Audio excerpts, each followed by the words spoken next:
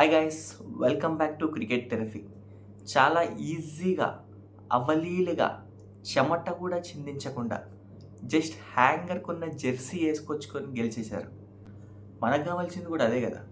First match చిన్న team పైన ఎంత ఈజీగా గెలిచామో ఈ పాకిస్తాన్ టీం పైన కూడా అంతే ఈజీగా గెలిచాం. చెప్పాలంటే చిత్తుగా ఓడించాం. అటు బౌలర్లు ఇటు బ్యాట్స్మెన్ అందరూ పాకిస్తాన్ టీంని ఆడుకున్నారు.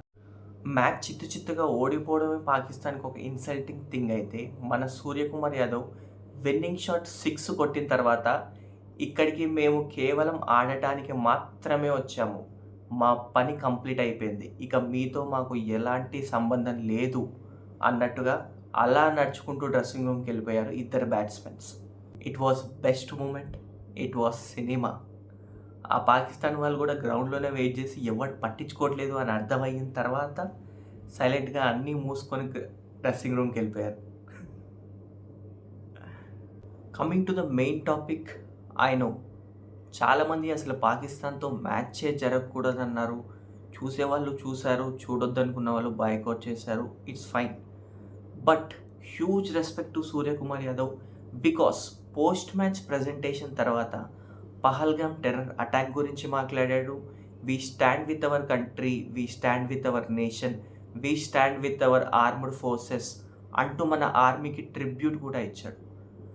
అది ఎంత ఇన్సల్టింగ్గా పాకిస్తాన్ వాళ్ళు ఫీల్ అయ్యారంటే, పాకిస్తాన్ కెప్టెన్ కనీసం పోస్ట్ మ్యాచ్ ప్రజెంటేషన్ కూడా రాలేదు. మ్యాచ్ విషయానికి వస్తే పాకిస్తాన్ ఇండియా పైన గెలవడం అనేది ఒక మిరాకిల్. ఆ మిరాకిల్ ఎప్పుడో 2021 T20 వరల్డ్ కప్లోనే చూసాం. ఆ అవకాశం మళ్ళీ ఎప్పుడు ఆ టీంకి ఇవ్వలేదు. టాస్ గెలిచి ఫస్ట్ బ్యాటింగ్ తీసుకున్న పాకిస్తాన్ టీం బౌలర్స్ ఏమో రన్స్ కొట్టారు, బ్యాట్స్మెన్స్ ఏమో వికెట్లు తీశారు. వాళ్ళు ఎలా ఆడారో వాళ్ళకే తెలియాలి. బుమ్రా దాంట్లో 6 కొడతా అన్న ఓపెనర్ని ఇన్నింగ్స్ స్టార్ట్ అయిన సెకండ్ బాల్కే డక్అవుట్ చేసి చేతిలో పెట్టి పంపించాడు హార్దిక్ పాండ్యా. అండ్ ఇంకో ఓపెనర్ ఫరాన్, బాబర్ అజమ్ ఫ్యాన్ అనుకుంటా, నేను కొట్టను, అవుట్ అవ్వను అన్నట్టుగా ఆడాడు. మిడిల్ ఓవర్స్లో మన స్పిన్నర్స్ కుల్దీప్, వరుణ్ చక్రవర్తి అండ్ అక్షర్ పటేల్ అటు రన్స్ ఇవ్వలేదు, ఇటు బౌండరీస్ పోనివ్వలేదు. కానీ సమానంగా పాకిస్తాన్లో ఉన్న అందరు బ్యాట్స్మెన్స్కి బ్యాటింగ్ వచ్చేలా చూశారు. ఒకనొక టైంలో 100 రన్స్ అన్న కొట్టగలరా అనే టీంని షహీన్ షా అఫ్రిది ఒక 4 సిక్స్లు కొట్టి 120+ స్కోర్ చేశాడు. ఫైనల్లీ పాకిస్తాన్ ఒక రెస్పెక్టబుల్ స్కోర్కి అయితే వెళ్ళింది. బట్ వీ నో దట్ సునాయాసంగా మన ఇండియా టీం చేజ్ చేస్తుంది అని. Coming to Indian second innings, మన ఇండియన్ ఓపెనర్స్ గురించి తెలిసిందే కదా. ఒకవైపు కాటరమ్మ కొడుకు, ఇంకోవైపు సచిన్ టెండూల్కర్ అల్లుడు. ఫస్ట్ బాల్ 4, సెకండ్ బాల్ 6 కొట్టినప్పుడు అర్థమైంది మ్యాచ్ తొందరగా అయిపోతుందని.